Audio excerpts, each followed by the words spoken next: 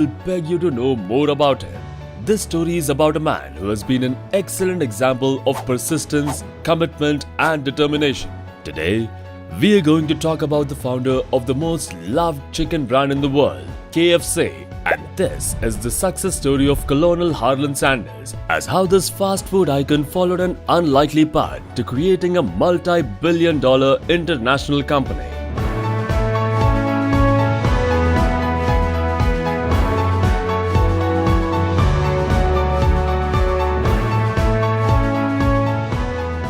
The story starts with Harlan Sanders, who was born in the small town of Indiana in the year 1890. At the age of 12, after his father passed away, he took the responsibilities on his shoulder and left home to find some job to support his poverty-stricken family.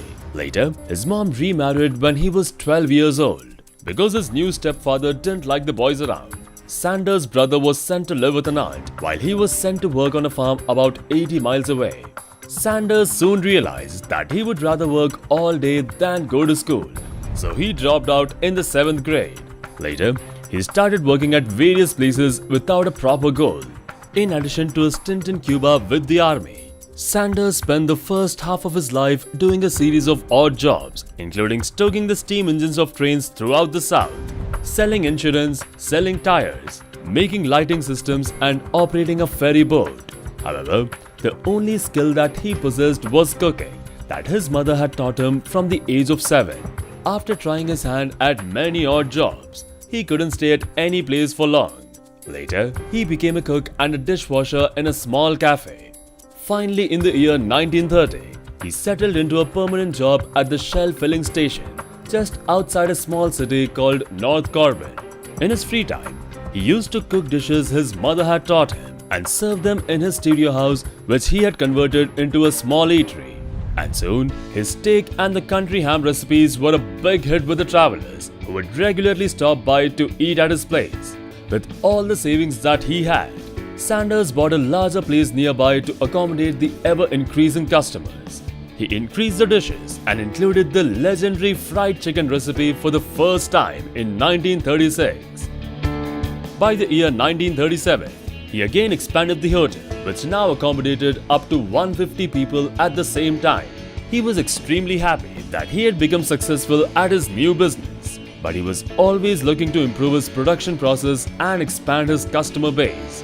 Later, in order to expand his food chain, he started traveling by car to different restaurants and cooked his fried chicken on the spot for restaurant owners. However, Sanders' recipe was rejected by 1,009 restaurants as they did not like the taste.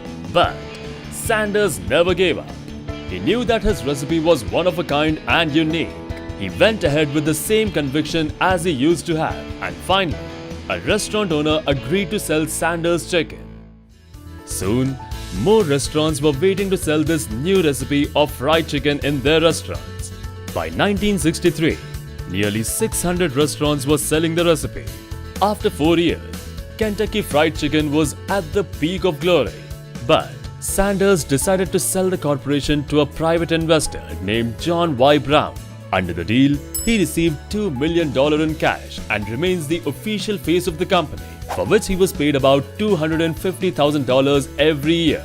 Sanders wasn't happy to let go of his baby, but at the age of 75, he decided that it would be best to see his company continue to grow beyond his capacity. Also, Sanders was never really worried about making money. He always focused on quality and customer experience than anything else. Soon, KFC implemented standalone stores which specialized in the take-home model. By the year 1967, KFC had gone on to become the 6th largest restaurant chain by sales volume in the US. Later, KFC started off by starting stores in Canada and soon spread itself into more than 40 countries with 3,000 outlets by the end of the year 1970. KFC changed many hands before it came under the ownership of Yum Brands in 1997. Soon, they added many more recipes into their menu like desserts, sandwiches and drinks that would complement its best-selling fried chicken recipe. By the year 1991, their sales had doubled and reached an estimated $6.2 billion with a total of 8,500 outlets around the world. Well, that was just the beginning of expansion for KFC, as there was no stopping to this ever-growing company. Today, KFC is the second largest restaurant chain in the world. It has faced many ups and downs, but has remained a crowd favorite ever since its launch. With over 20,000 stores across 123 countries and with a revenue of over $23 billion, KFC today is one of the biggest brands in the world.